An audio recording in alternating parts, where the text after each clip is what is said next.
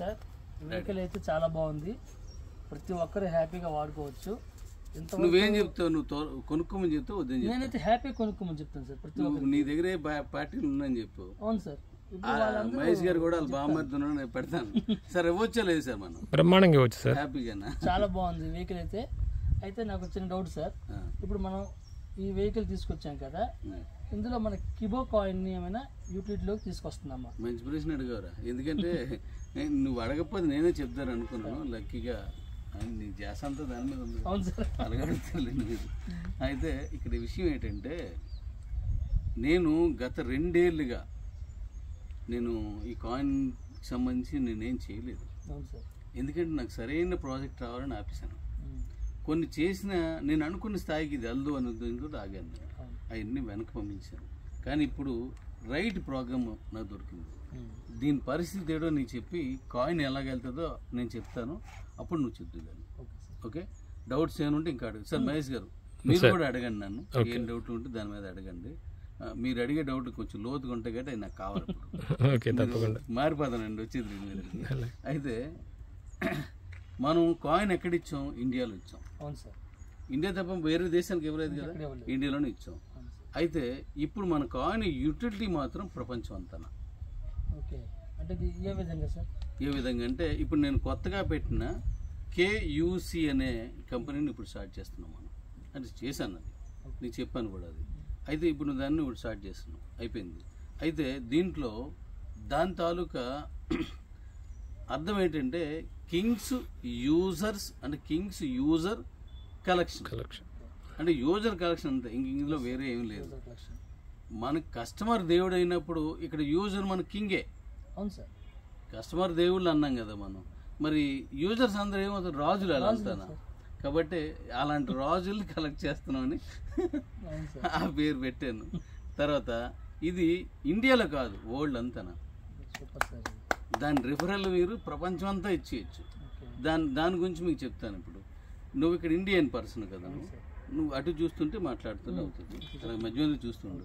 అయితే మన ఇండియా నుంచి నువ్వు రిఫరల్ అమెరికాకి ఇచ్చావు. ఇంతకుముందు కిబోలో తీసుకుందా రిఫరల్? తీసుకోలేదు. కానీ నువ్వు ఆప్షన్లో అమెరికా ఏ కంట్రీ అనేది కంట్రీ కొట్టిన వెంటనే దీని వెర్షన్ అంతా ఆ కంట్రీకి కనెక్ట్ అవుతుంది. ఓకే, అమెరికా ఫోన్ నెంబర్ తోటి రిసీవ్ అవ్వచ్చు, మన ఇండియాది అవసరం లేదు.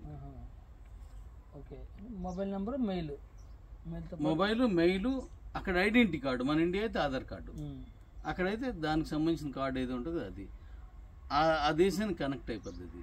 ఇప్పుడు వాడు మనకు సంబంధించింది ఏదైనా, ఉదాహరణకి వాడు ₹100 మన తాలూకు వెర్షన్లోను పంపించాలని అనుకున్నాడు అనుకో, అంటే ఎలా పంపిస్తాడు? మన బండి కొనుక్కున్నాడు అనుకో, అక్కడ ఆటోమేటిక్గా $1 ఇస్తే మన ఇండియాలోకి మన ఇండియన్ కరెన్సీగా అక్కడ కనెక్ట్ అయిపోద్ది, మారిపోద్ది అదంతా.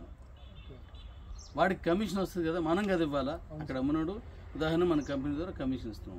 ఇక్కడ ఇండియన్ కరెన్సీ ఇస్తే అక్కడ అమెరికా కరెన్సీకి వెంటనే మారిపోద్ది.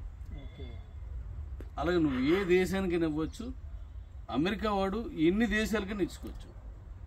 మన ఇండియా, మన ప్రపంచంలో ఉన్న ఏ దేశపు కరెన్సీ అయినా చెల్లుతుంది.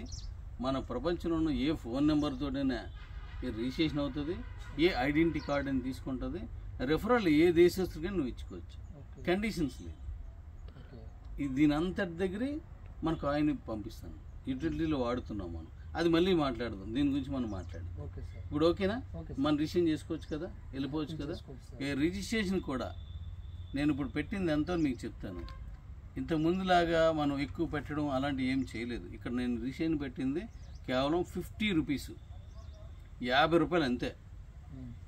ఆ ₹50 దేనికంటే రిజిస్ట్రేషన్ కానీ లేదంటే మన మెయింటెనెన్స్ కానీ దీనికి వన్ టైం ఫీ అది నాట్ రిఫండబుల్, తిరిగి ఇవ్వబడదు. మీరు కోరకూడదు, కోరితేనంటే మీరు లోపలికి వెళ్ళకూడదు. నేను అక్కడ ఆప్షన్ కూడా ఏం పెట్టానంటే, నువ్వు ఇది నాట్ రిఫండబుల్ కాబట్టి అది నీకు ఓకేనా అని అడుగుతుంది. ఓకే అంటే లోపలికి వెళ్తావు, లేకపోతే అది రిజిస్ట్రేషన్ అవుతుంది. అది మీకు నచ్చితేనే వెళ్ళండి, లేకపోతే వద్దు. ఇది మళ్ళీ తిరిగి ఇవ్వాలి, ఇంకే దాని గురించి వెళ్ళొద్దు. ఓన్లీ ఫీజు అంతే. ప్రపంచం ఎక్కడైనా అంతే. ఇప్పుడు అమెరికా $1 ఇచ్చినా ఈ ₹50 సరిపోయినటువంటి డాలరే కట్ అవుతుంది. లేదు మన దుబాయ్ ఇచ్చినా ఈ ₹50కే కట్ అవుతుంది. వీళ్ళకి వెళ్ళే కమిషన్ వాళ్ళ కరెన్సీలో మారిపోతుంది. ఈ 50 రూపాయల్లో కూడా మళ్ళీ కమిషన్ చెక్ ఉంది, కమిషన్ కూడా ఉంది దీంట్లో 50 రూపాయలకు కూడా 50 రూపాయలు ఇక్కడ కమిషన్. అయితే ఈ కమిషన్లో 2 వెర్షన్ సార్. ఒక వెర్షన్ ఏంటంటే నువ్వు 15 రోజులకు ఒకసారి విత్డ్రా పెట్టేసుకోవచ్చు, ఇంక నేను ఇవ్వడం అదేం ఉండదు. దీనికి పేమెంట్ గేట్వేస్ అన్నీ అయిపోయాయి, మొత్తం అయిపోయానండి. మరి ఈ ఇన్నాళ్ళు నేను ఖాళీగా ఎందుకున్నాను, మన కమ్యూనిటీ కోసం మనం పనిచేయాలి కదా. అయితే ఇప్పుడు ఏమైందంటే దానికి ఇది కనెక్ట్ అయిపోతుంది అన్నమాట. 15 రోజులకు ఒకసారి నీ పేమెంట్ తీసుకోవచ్చు, అప్పుడు మన ఆప్షన్స్తో అప్పుడు తీసుకోవచ్చు. లేదా నీ వ్యాలెట్లో ఉంటుంది, నీకు నచ్చింది కొనుక్కోవచ్చు వెంటనే. ₹1 టీ తాగేదన్నా టీ తాగేయడమే, అంతకి మిగిలిపోతే నువ్వు క్యాష్ విత్డ్రా చేసుకోవాలి. అలాంటి ఆప్షన్ ఇచ్చాను అన్నమాట. ఓకే, ఇప్పుడు దీనికి వెళ్తున్నాం. దీంట్లో కూడా ఇంతకుముందులాగా 25 లెవెల్స్ మామూలుగా దానికి అన్ని రకాల కమిషన్స్ కూడా, బండి అమ్మినా, కారు అమ్మినా, లేదా ఇది అమ్మినా, ఏది అమ్మినా సరే, ఏం కొన్నా సరే అన్నీ ఇచ్చేస్తున్నాం. రెండవది, ఇంతకుముందు మనం అంటే ఇందులో ఉన్నది ఏంటంటే A to Z సర్వీస్. చెక్క పట్లం కొనవచ్చు, చెక్కతో చేసిన ఏ వస్తువుని కొనవచ్చు, చిన్న ఎల్పి కొనవచ్చు, ఐరన్తో చేసిన బండి ఏదైనా కొనుక్కోవచ్చు. అంటే ఆల్ ఓవర్ అనమాట. ఇంతకుముందు మనం పెట్టాం కదా, అవన్నీ ఇందులో ఉన్నాయి. డెలివరీ ఇవ్వచ్చు, డెలివరీ తెచ్చుకోవచ్చు, కిరాణా, కూరగాయలు, మొత్తం ఆయన సబ్జెక్ట్ అంతా మీకు తెలుసు. గుడ్ నైట్ అంటే అదే కదా. ప్రయాణం చేయొచ్చు, టికెట్లు తీసుకోవచ్చు, సినిమా టికెట్లు తీసుకోవచ్చు, ఇని ఏదైనా ఇందులో చేసుకోవచ్చు. అయితే దీన్ని 1 by 1 ఇస్తున్నాను. అప్పుడు ఇచ్చినట్టే ఒకసారి మొత్తం ఇచ్చేస్తే కన్ఫ్యూజ్ అవుతారు. నేను 1 by 1 ఇస్తున్నాను ఇప్పుడు. కాబట్టి ఈ విధంగా దీన్ని ముందుకు తీసుకెళ్తాను.